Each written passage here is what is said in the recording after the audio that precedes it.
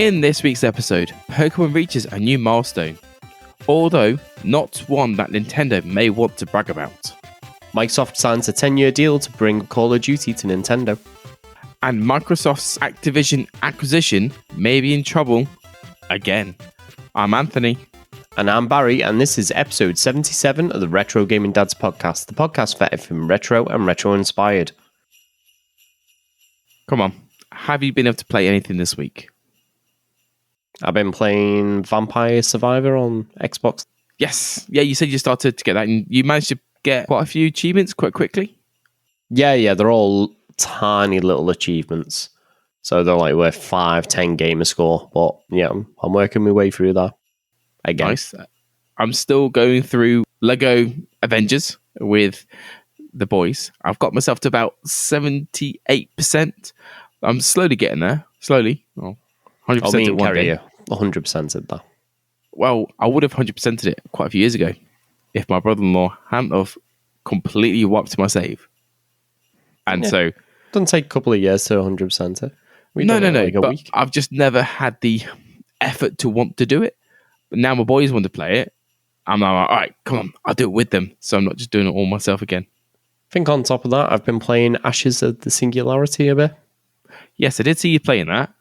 It's definitely no Supreme Commander. I'll admit, I only started playing it for the achievements.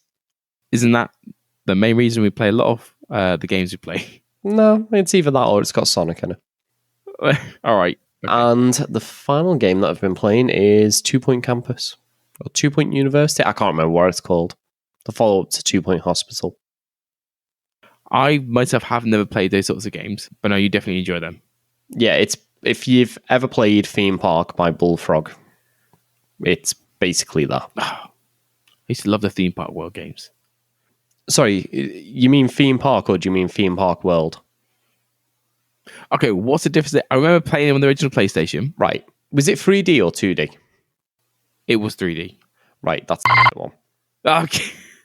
Fair enough. There you go, that's the easy way. So Theme Park World was bad. Theme Park was the game that started that sort of series. Theme Park and the original one or two Roller Coaster Tycoons. They're kind of like the apex of that sort of genre with the theme park themes. Okay. Kind of missed that genre then. Sorry, those games then. Yeah. Anyway, we have shout-outs to do, don't we? Yeah, so before we start, because it's quite a packed episode, should we say a massive thank you to our two Patreons, Bobby Socks and Short Gizmo. Again, every week we say it and every week go on about it. Thank you very much for your support. Right, really quickly, I don't want to spend too much time on it, but the Game Awards were last night. Yes, they were last night. I did have a quick look through the news types and I'm excited. I quite liked a few of the trailers. So, what's our first bit of news we got? Well, first of all, Sonic Frontiers lost the Player's Choice Award to Genshin Impact. At one point, they both had 39% of the votes each. Flippin' heck. So it was close then? Well, between the two, there was 5 games. I can't even remember what the other games were. I think God of War was in there as well, the new God of War Ragnarok. But between Genshin Impact and Sonic Frontiers, they had 78% of the votes, just those two titles. And Genshin Impact won, which, to be honest, not because I'm just a Sonic fan, but I don't think it should have been included. It didn't even come out this year. No. Well, no, exactly. So if a game is a live service, does that mean it should be allowed to be in every year's Game of the Year category? No, because you're looking at the game of that year. I think it should be from... If it was last night, it would be a year from last night. Yeah, Genshin Impact came out well over a year ago. And I know it's not Game of the Year award, but they're all celebrating games that came out this year. So yeah, a little bit salty about that, I will admit. I'm not really sure about... I would have voted for Genshin Impact. Either way, Sonic Frontiers done a really good showing in the Player's Choice Award, so good on you, Sega. Well, it's not been out long, but it's made that much of an impact already. It is a great game.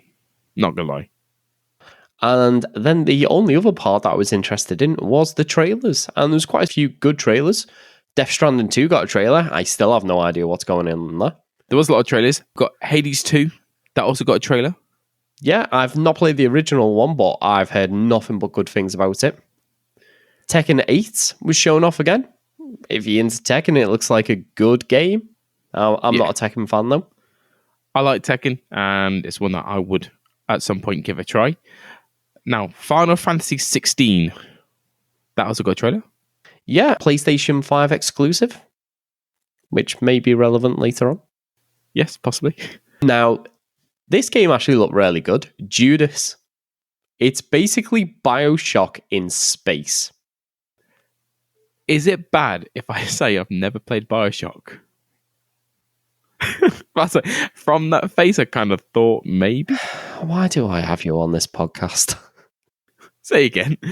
Why do I have you on on this podcast? And the thing is, BioShock now, I'm pretty certain it's old enough to be classed as retro as well. I really should play it. I keep saying, I really should play it because I've loved the Fallout games, that sort of thing. So nothing like Fallout. No, I know it isn't, but kind of, I would happily go for an RPG game, and it's one that I'm surprised myself that I haven't played. But the first BioShock, really good. And if it hasn't been spoiled for you, there's a good little twist towards the end. So, would you kindly move on to the next game on the list? Yes, sorry. Diablo 4 also got a trailer. Yeah. It was only a cinematic trailer. It's shown angels, soldiers, demons, everything you need for a Diablo game, to be honest. No, not much more than that. Next one, Earthblade. Now, this one didn't actually say what systems it was coming to, but looks like a pretty interesting 2D Metrovania style game. Who doesn't like a 2D Metrovania style game? I'm pretty certain it will be one up your street. Street Fighter 6 also got a trailer as well. Yeah, this actually shown 4 new characters, which I'll be honest, 3 of them I don't care about, and 1 of them I vaguely know, DJ. I was looking at this and I was thinking the character designs, they're just not as striking as they were in like Street Fighter 2 or the Street Fighter Alpha series when it came out, and I really wish they'd go back to a 2D art style. It just looks very generic nowadays, I think. Especially how the style of game is, because it stays on that style scrolling screen, why not keep it 2D? Money. It's significantly cheaper to animate a 3D character than it is to hand draw every frame of it. Fair enough. But there's definitely a charm to the 2D. Or even some games. There's plenty of games that look 2D, but they are using 3D modeled characters. So, I don't know. I looked at it and I was like, oh, more Street Fighter 6 stuff. And it shows a few of the features on the world stage or whatever that mode's called. Yeah. And I just looked at it and thought, honestly, if you didn't tell me what this was and I didn't recognize that one character, you could tell me this could have been a brand new fighting series or maybe a handful of other series. And I'd be like, oh yeah, okay, that checks out. Do we know how many... Is there many new fighters coming to this game, sorry? This announcement, 3 of the 4 characters were new. As far as I'm aware, unless there's some obscure characters that I've missed in some of the later series, or even Street Fighter 5, in all fairness, I've never played that one. Now, are you happy they're bringing so many new characters, or do you wish they kind of stayed with some of the original ones? No, I'm definitely happy with new characters. I just thought the characters looked very uninspired. They weren't really sort of a Street Fighter-esque sort of style to them as such. They were just generic. Yeah, and I must admit, I don't like the new art style that they've introduced since Street Fighter 4. Yeah. Where like everyone's like overly muscular. Well, you never know. They might put some dainty people in there soon. Well, the thing is, even like Chun-Li, who used to be like, you know, rather slender character, even now she's got thighs the size of tree trunks. I'm just not a fan of the art style. I'm not saying the game will be bad. I'm just not a fan of the art style. No, I get it. I completely get what you're saying. You know, you need a mixture of characters rather than just all being overly muscular. No, every character's like that. Yeah, that's what I'm saying. You need a mixture rather than all being like that. So, last but not least, though, we got a trailer for Dead Cells Return to Castlevania DLC. Yeah, this surprised me, to be honest. Oddly enough, another Metrovania, or I suppose you could just at this point call it Castlevania style exploration game. And I think there is actually one more trailer that we were going to talk about as well, which is something we actually talked about back in January, I think. Yeah, I saw we touched upon it and said that it'd be great to have another one of these games coming out. Mm-hmm. So, Armoured Core 6 is official. Armoured Core 6 Fires of Rubicon. Yes! Don't get too excited about it. Why? So, it's actually almost been a decade since our last Armoured Core title. It will be a decade when this comes out next year. Well, yeah, it will be. And they've almost skipped an entire generation. Oh, yeah. So the last Armoured Core title was on Xbox 360 and PlayStation 3 with Armoured Core Verdict Day. So that was quite a while ago. So the trailer to me looked fantastic, but it was only cinematic. I get it. We don't know much more than that. However, all they've done is they've described as it being revived and reimagined. What could that entail? Well, this is probably be more one for like Phil, but I think this is going to a more Dark Souls or Souls-like gameplay. What? That I told you not to get too excited. Because if you look, they also said, now introducing groundbreaking gameplay found in the developers' recent action games. I can't think of any From Software games, action games that they've released rarely in the last decade, other than the Dark Souls series, the Demon Souls series, the Bloodborne title, and Elden Ring. They can't do this to me. Well, no, there's no way. Do you remember when we talked about it? And there was some images leaked, and someone said that they got to watch a 30-second video, and they had to rate it, and they left a comment about it. They did describe it as a boss battle, which looked very Dark Souls-esque. Yeah, but what does that exactly mean? Because playing the Armoured Core games before, they said that it looked like the way you approach and dodge and then attack the enemy when it opens itself up looked very Souls-esque. But that kind of makes sense because some of the ones before, you would, when you were fighting a big, massive mech, you were trying to get away, not get hit by the missiles or bullets, whatever. Yeah, but not in a way that looks very Dark Souls. All right, I need to see gameplay trailer. Yeah. No, I want like a Gundam game. I'm cautiously optimistic. I don't think this is going to play like Daemon X Machina. You're making me die inside because I want game like Daemon X Machina. I don't think it's going to play like that. But if you think about it, the first couple of Armoured Cores didn't play like the last few that came out. I know, but the last few kind of went the right way. I feel like the customization was too far, but the gameplay I enjoyed. Well, customization's always been a thing, and there will be customization in this, but it's the gameplay that's the main thing. I don't think the Armoured Core series got the fast flying around sort of gameplay right compared to something, again, like Daemon X Machina. You're right, because it was quite finicky at times trying to do it. Especially on the original PlayStation, you use the bumper buttons to look up and down. Oh, I can't even imagine it. Slow you right down doing it. No, yeah, I do get with you. And the most recent game that did come out, which was Verdict Day, again, it was hard at times to fly and fight at the same time. Yeah, as you say, I felt it was very twitchy and a bit finicky when you're trying to do air-to-air combat. Just someone needs to, do a remake of Chrome Hounds. That's all someone has to do. No, I bang on about it. That's all I want. I know, it's never going to happen. It's never going to happen, though. Oh. No one cares about Chrome Hounds anymore.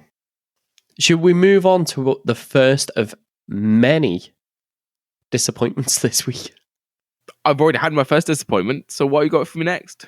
Well, Microsoft have announced that they will be increasing the price of their first-party titles starting in 2023. Yes. So coming next year, we know a couple of the titles would be kind of like Forza and Starfall. Now, the good thing is if you've got Game Pass, it won't really affect you if they don't increase that at least. I was going to say until they increase the price of Game Pass. Yeah. But still, it will still work out a better value for money if they increase it to like, I don't know, £15 for us at least. I'd still definitely prefer Game Pass. But at least it's next year, so you've got the rest of December to kind of make any purchases you need to. Well, this won't retroactively increase the price of games that are already out. Oh, it's only this will be new titles, so we might not get a new title until spring. Fair dues. And this is following on from Sony done this with the launch of the PlayStation 5 right away. So Microsoft are probably just thinking, well, why aren't we getting that extra $10 per game? You know, Sony are charging it, people are paying it. And face it, you can sometimes get them a better deal digitally anyway, if it's on offer at different times. But not when it's brand new. Well, yeah, exactly. Launch day, it's not going to. I think anyone who's going to get it digitally is going to probably already have Game Pass. Yes. And I'm fairly certain retailers won't be like, do you know what? We'll absorb that $10 increase or £10 increase. They'll be like, this is more money for us. As you said, if you've got Game Pass and it does come out, I mean, no offense, you've got it from day one and you do get Game Pass discount if it does tend to go out, but at least first party games will always be there. Well, no, these are all first party, so they'll never go out on Game Pass. Oh, that's absolutely fine then. Stuff what I just said. Just if you've got Game Pass, stick with it as long as it's kind of keeps at least a decent value. It's sad to see, but it was inevitable due to the current climate, but then also Sony's already doing it. So was it though? I think this is just same with Sony. I think this is just an excuse to take more money. Because the argument is games have got more expensive to create, so they have to put up the prices. Well, that sounds fair. However, significantly more people are buying these games nowadays. That's very true. You used to get, oh, wow, the latest, AAA on the Mega Drive. It sold 2 million copies this year. And then you get games coming out and they go, oh, yeah, we sold 10 million copies in 3 days and the game's bugged to hell. Again, foreshadowing something. Yeah. Oh, yeah. Obviously, they might spend 10 times the money, but they probably, over the lifetime, are selling 10 times the amount of copies anyway. Exactly. So they're already recuperating that cost. Exactly. And don't forget, old games didn't have DLC coming out the wazoo. No, the amount that comes out is ridiculous. I had to change the word I was going to say right at the last second there. I thought so. But not only that, though, also, if the game does come digitally, you can get a cheaper rate sometimes down the line again. So there's always different ways to pick it up.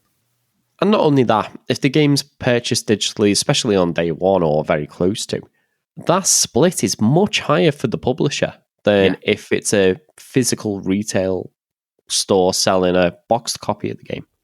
I think that's always been my biggest gripe. If it comes out digitally, why is it so much more expensive? I get it. It's because obviously retailers would sort of lose out because it's like people go digitally more, but that's always been my biggest gripe. Just wait until everything's digital. Then they still won't lower the price. Disappointment that games are going up. As you said, though, it's pretty inevitable, especially with inflation and everything that's been going on over the last year. Oh, no, definitely. Well, talking about things that are inevitable, Pokemon Scarlet and Violet's rating, shocking, shall we say. Yeah, so it's hit a new milestone for the Pokemon series as the lowest scoring mainline Pokemon title ever released. Now, after all the bugs and glitches, did you expect anything more?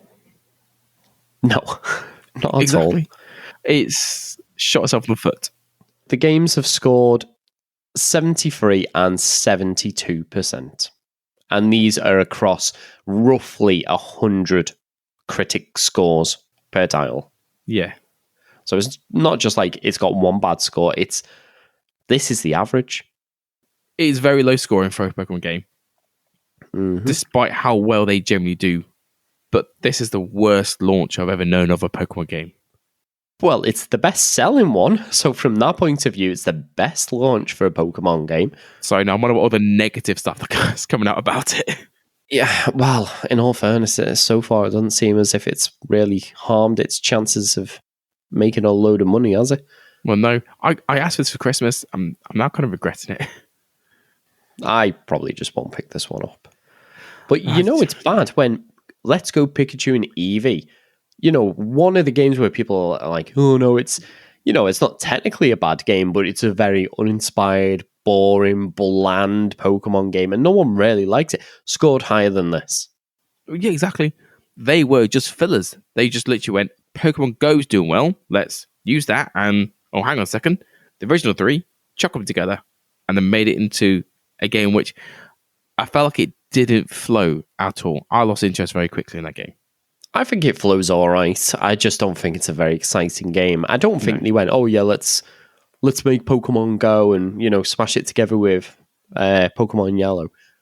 I do think they thought, right, Pokemon Go's doing well. Let's name this Pokemon Let's Go, to try and tie into that a little bit.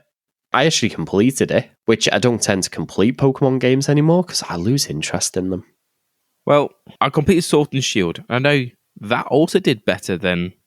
Well, it's also scored better as well, hasn't it? Every mainline Pokemon game has reviewed better than these. Not like that, though. The fans have been worse about it. They've scored it at 3.1 and 3.7 out of 10. So it's not even just over a third.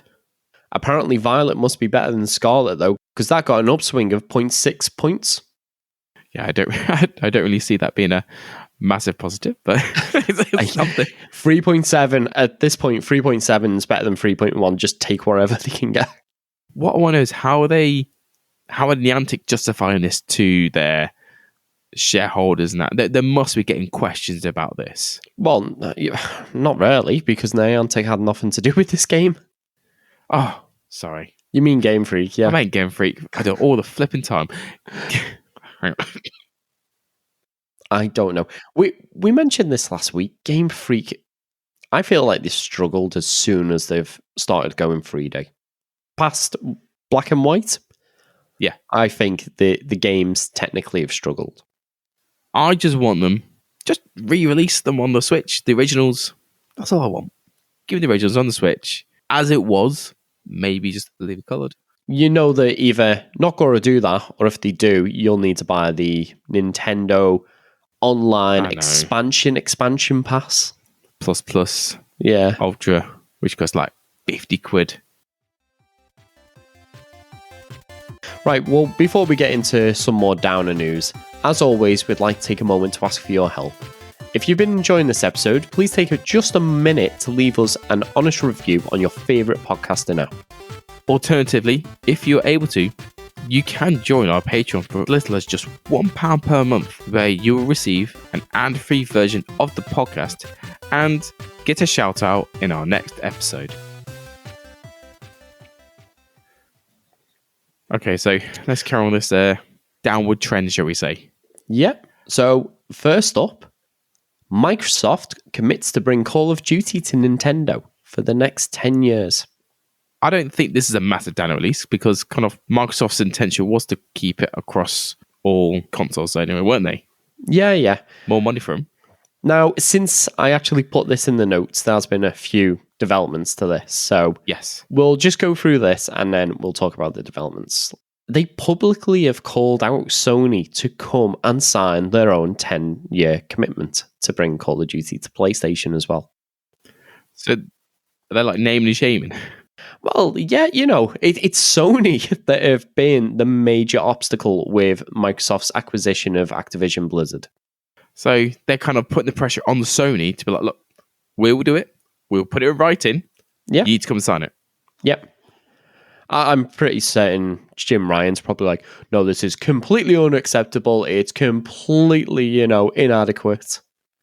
Yeah, because it wasn't just... They've not just invited to come and just sign it. They want to sit down and talk about it as well. So I feel like Microsoft trying to be a bit amicable about it, despite everything that Jim Ryan's done. Yeah. And considering the only thing that Sony ever bang on about is Call of Duty. Yeah. I've not heard them go, oh yeah, they'll also get Spyro and Crash Bandicoot. It's not. It's Call of Duty, Call of Duty, Call of Duty. And the thing is, though, they're even trashing their own studios, going, well, we can't compete with Call of Duty, and our partners such as EA can't. Look at the state of Battlefield. They can't compete with Call of Duty, obviously. And they're just trashing everyone to make it out that Call of Duty is like the game that you need to be successful. Just don't look at Nintendo. Yeah, no, just Nintendo have it. Don't worry. But Microsoft's gone that one step further. They've turned around and said, "We're bringing it to Nintendo." So that's it. Yeah, Microsoft's gone that step further. They've gone, look, Sony, Nintendo sat here with us, signed it. We've got a 10-year deal with them. Stop being a pain in the bum. Come and sign a 10-year deal, and we'll just get this hashed out, basically. Yeah, so it was actually Brad Smith who kind of publicly called for them to do this on Twitter. And he said, like, how Microsoft was saying this entire time in bringing Call of Duty to even more gamers. Mm-hmm. That's been their intention the entire time. So obviously this was coming, even if they made this an exclusive, it was still coming to Xbox and PC. So realistically, there's 4 platforms, isn't there? I wouldn't class like Steam Deck as its own platform at the moment. No. So you've got PC, Xbox, PlayStation, and Sony, and Nintendo. Oh yeah. Straight away, that's 3 out of the 4 platforms now Microsoft have committed to bring in Call of Duty to, at least for the next decade. Well, it will end up being on PC if Microsoft get it, because I'm sure it will come on easily. That's a given. I would imagine it's more likely to be on PC than Xbox. No, you're right. I agree with you. So Sony no longer has a leg to stand on with Call of Duty, in my opinion. No, but they did respond. So not publicly, but they have responded. Yes, they have. In a leaked memo, Sony have said that they see the recent 10-year deal with Nintendo as meaningless and just smoke and mirrors. What do they mean by that? So they're just saying, Microsoft's only doing this to try and alleviate concerns that all these regulatory bodies around the world might have with the acquisition of Activision Blizzard. And who cares if it goes to Nintendo? It's full of kids. It won't sell. No one buys Call of Duty on a Nintendo console. Look at the last one on the Wii U. It sold. It's what's it sold? I don't know the numbers that it sold, but the last one was, first of all, it was on the Wii U. There was only 13 million consoles sold for the Wii U. So it's not exactly the biggest user base. Yeah, but the Switch, though, the Switch has tripled that. Oh, sorry, more than tripled that. Oh, you're really bad at maths. It's not tripled it. It's increased 13. It by 100 million units. Yeah, 114 million consoles.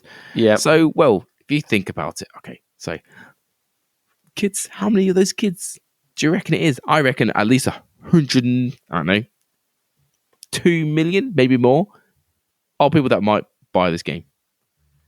I have no idea. I don't know what the demographics of all these users are. And in all fairness, I don't think there's 114 million Switch users. For a start, I've got 3 Switches. So for all I know, everyone else has bought 3 Switches. So really, they've only got like 33 million users. But anyway, the thing was, not only was it on the Wii U, one of the worst selling Nintendo consoles, it was also Call of Duty Ghosts, one of the worst Call of Duty games.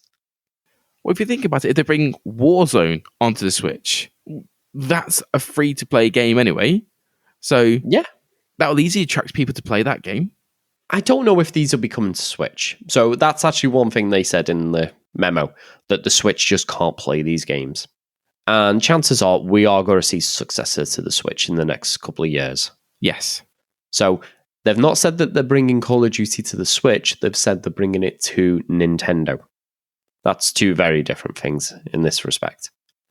Okay, but what else could they be bringing it to if it wasn't Switch? The successor to the Switch. Just whatever comes out. Yeah, whenever it comes out. Because don't forget, they haven't got a current Call of Duty on the Switch to build off of. They'd have to be starting from near enough scratch, porting it across. The fact that they are signing a 10-year deal now, though, Nintendo must have something in the pipeline that will be able to run a Call of Duty game. I'm sure if Nintendo said, we're keeping the Switch around for another 10 years, Microsoft would find a way to squeeze Warzone down onto the Switch. Oh, 100%, because it's a free-to-play game. However, if Nintendo are going to bring out a successor to the Switch in 2025, for example, I think Microsoft would probably co-develop that version alongside the Xbox, PlayStation, PC version, and the way to springboard it onto Nintendo. Yeah, well, that would be an easy way, like I said, to get it on as a day one release maybe for that game. Because it will get straight onto it. It means that if anyone's ever wanted to play it on the Switch, it's there, ready, and available. So, and the fact that Microsoft will have a vested interest in this, they will, like you said, spearhead and look to do this, and they will push it forwards. Sony also said that Call of Duty could be on Switch today if Activision Blizzard wanted it. But they won't, because the Nintendo audience is not interested in the first-person shooter. So they're trying to say it's just full of kids. No one will play it. Nintendo's for children. It doesn't count. No one will play Call of Duty. But I'm fairly certain it's the same now. But I always remember going on Call of Duty, and I think I was the oldest person there by about 35 years. And I was only 34 at the time. You go on, it's just full of kids. The next door neighbour, that's all he bangs on about Warzone. He's 13. The amount of times I remember playing it before you had parties, you could just hear the kids screech about 360 no scope, all that sort of crap. Yeah. Like, all my days, just shut up. And you just have to mute them in the game because you just can't handle it. So the argument that the Nintendo Switch's user base is too young, I reckon the average Nintendo Switch user is a good decade older than the average Call of Duty player at the moment.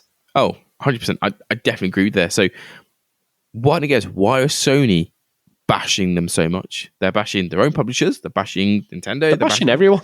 They're just insulting anyone they can do just because they're panicking about this deal going through for a game that's been promised them for 10 years that they're kind of saying they're just blowing smoke out the bum. They're doing a tactic that I like to call the Anthony. They're just throwing everyone under the bus. What do you mean, me? When do I ever do that? When don't you? See? No evidence. And I'm under NDA. I can't actually discuss ongoing case. Let's see. Yeah, so Sony are saying that the only reason Microsoft have extended this olive branch was, one, to win favour with the regulators, and two, because they knew it was meaningless. How long? I mean, surely they couldn't have just turned around and just gone, hang on a second, this ain't going well. Nintendo quickly signed a 10-year deal. They must have had some sort of conversations beforehand. I would imagine so. And don't forget, Nintendo and Microsoft have had a bit of a relationship for a while. They were like, Sony, do you want to do crossplay? And they're like, no. Xbox players, they're all toxic. Nintendo players, oh God, they're the worst. Yeah. They're somehow both children and really offensive to PlayStation players. So Microsoft are like, all right, Nintendo, do you want to, do crossplay between us? We'll stick Xbox achievements in Minecraft and we'll do some nice trailers showing our players playing together. Nintendo are like, yeah, go on then. Yeah, let's maybe a bit more enthusiastically than that. I think Sony are going about all of this completely the wrong way. I don't think they are, because if we move on to our final piece of news for today, it seems like their tactic is actually working, as the Federal Trade Commission, also known as the FTC, is actually moving to prevent Microsoft from acquiring Activision. But why? Because if they're buying into what Sony's selling, well, unfortunately, it seems like they are. I don't get it. Because how do they see that Microsoft is looking to change the terms? Obviously, the terms are there. If Sony checks it over properly, surely they'll know what could be happening. Well, there's a lovely partially redacted PDF that you can actually download about it. Yeah.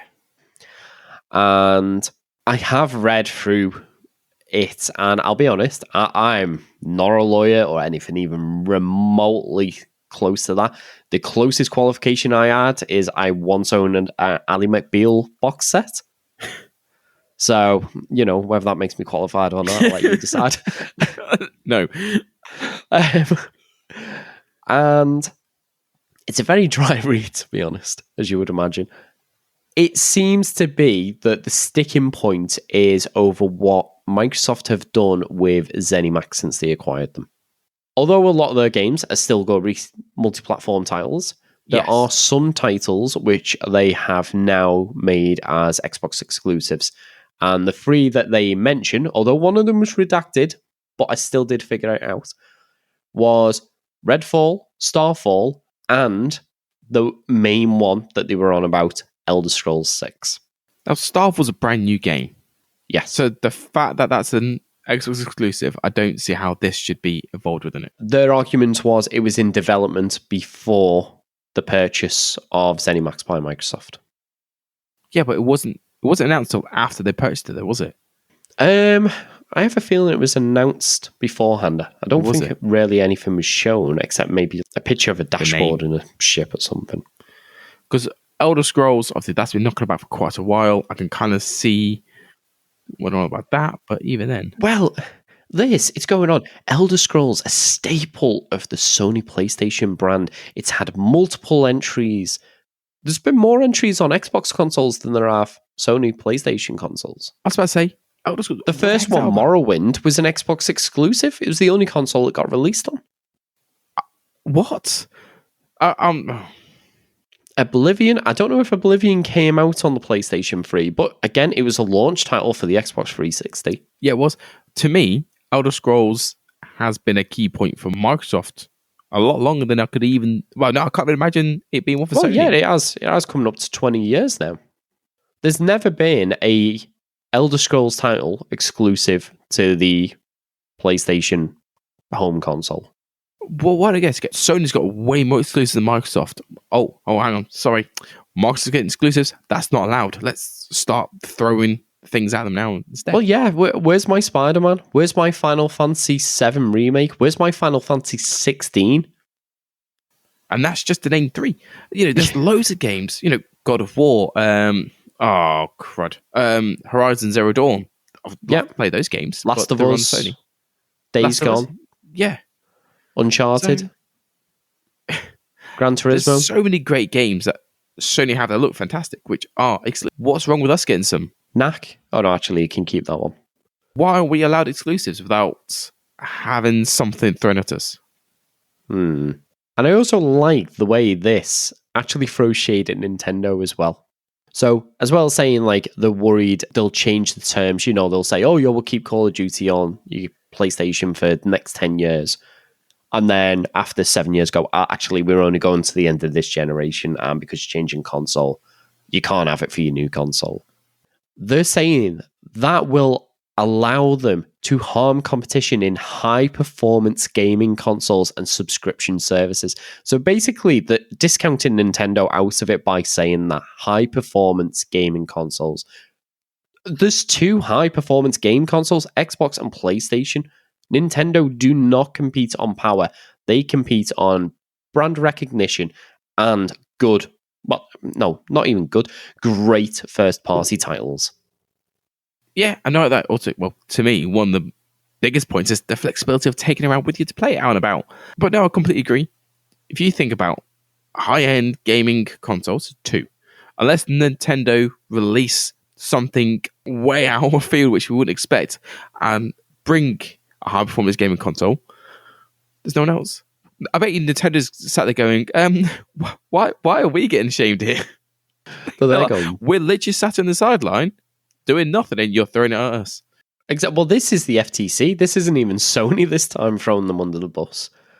Not only that, but saying with subscription services. So again, discounting Nintendo Online, which it's not up to the sort of standards that you get with Xbox Game Pass and PlayStation's PS Plus. No, I completely agree. There's nothing else that can compete in those levels like, at all. There's no subscription service that can do. Well, Nintendo So- could. They could do a very good Yeah. retro one if they really wanted to. Oh, definitely. And I mean, I know you'd definitely be into that one. Yeah, absolutely. Because the thing is, though, Microsoft's got this block of them purchasing the studio. What could that do if they decide to try and purchase more studios in the future if this one's here? Well, the FTC could actually block them from being able to purchase Activision Blizzard entirely. But they could also put on a lot of restrictions on what they can do in the future. And one of them would be to stop Microsoft from buying other companies in the gaming space. Does Sony receive anything like that? No, this is specifically against Microsoft. It's Oh, great. So Microsoft's getting hampered for buying one publisher. They're going to turn and say all of them could be affected from any future purchases. And Sony's just going to be like, I'll see you later. And then they'll turn and try and buy it next year. I could see Sony being two-faced. And if this doesn't go through, buying Activision Blizzard. Exactly. That's if Activision want to be bought by them. Yeah, but we're for the gamers. We're not the evil company. We're for the gamers. Fuck off. Honestly, Sony just needs to go jump off a bridge. Take that out, please. No, they don't. They need to talk to Microsoft. They need to make sure they get deals. Microsoft are on the back foot. Sony could go in and go, right, we won't guarantee that we're going to have Call of Duty on whatever systems we release for the next 15 years without fail. We want Elder Scrolls coming onto PlayStation. You know, maybe it's timed exclusive on Xbox. I agree with that. I agree with timed exclusives, but only on games that have been on their consoles before. So something like a brand new IP, a brand new game like Starfall, should be an exclusive for Xbox because that's a brand new. But like Elder Scrolls, like Doom, other games like that, I agree. Call of Duty, I get it. You know, you've had it before. Why not keep it? Give it a time exclusive for so many months, and then you can get it. Obviously, content-wise, stuff you. Xbox players get all free DLC. You have to pay for it. No, Xbox players have to pay for DLC. I don't know. Even if it's in Game Pass, you have to pay for the DLC still. No, but like quite often Sony have like weapons or like a mission or something. Well, no, sorry. Like a mission Actually, or some of the things in this was saying that they cannot offer incentives for them to get it on Xbox. So there can't be features or content that is only on the Xbox compared to What's the PlayStation. Sony been doing about it all? What's Sony? Probably been Frozen, doing the best Mr. Burns impression going, excellent. But it doesn't look like Microsoft are going to take this lying down as Brad Smith. Yeah, I hadn't even heard of this guy until a few days ago, I'll be honest. No, he's just popping all over Twitter now, isn't he? Yeah, he's actually quite high up. He's actually Microsoft's vice chair and president. So he sounds pretty important. So again, he took to Twitter to say that they believe the deal to acquire Activision Blizzard will expand competition and create more opportunities for both gamers and game developers alike. I know, unless Microsoft has a really, really sinister, devious, and dubious things to do behind the scenes. So far, the face of what they've shown and what they've done has been for the players, has been for the game community. They've not done anything to make us think otherwise. But maybe it's because we're biased because we're on that side. We're on the Xbox side. Maybe. Yeah, but we get the good side of it. We're getting all the things we want. But the thought of getting some of these games on the Switch, which again, I also own, I think that's good. And having all this talent, it means the next Halo can be even better because they can pull in people from, say, the Call of Duty franchise. What makes their multiplayer so fun? Maybe we can inject a bit of that in the next Halo game. Oh, no, definitely. It just kind of makes it so much easier to work between the publishers and different game developers to really make fantastic games. I reckon this must be costing a fortune to try and get through all this. Oh, yeah, and don't forget, if they lose, they've got a lot to lose, not just money. Yes. Oh, not at all. But so far, to me, I don't know about you, but from the face of it, and yes, we might be biased, but Microsoft have kind of promised things and said things, and they've always followed through with it. They've always been for the gamers, for the gaming community, looking to forward the gaming industry. And so far, I've never seen them go back on their words, and they've always sort of followed through with it. So I believe in what he's saying. I could be wrong, unless there's sinister, dubious means behind the scenes we don't know about. Hopefully, it should be right. I guess all we can do is wait and see how it turns out. Will Microsoft abandon the plans to try and acquire Activision Blizzard? Will they be forced to abandon it, or will it eventually go through? I think Sony will just do what they can to try and force it to fail. If it fails, oh yeah, Sony there is the one. I think they just can't handle any competition against them. Because the only thing they ever bang on about is Call of Duty. Yeah, stuff the rest of their game developers. And then they're told, you can have Call of Duty for a decade. And they're like, oh yeah, but that's not long enough because all our developers are really bad and they can't make anything that could fill that void. Oh yeah, that's good for morale, isn't it? Oh, flipping Bungie.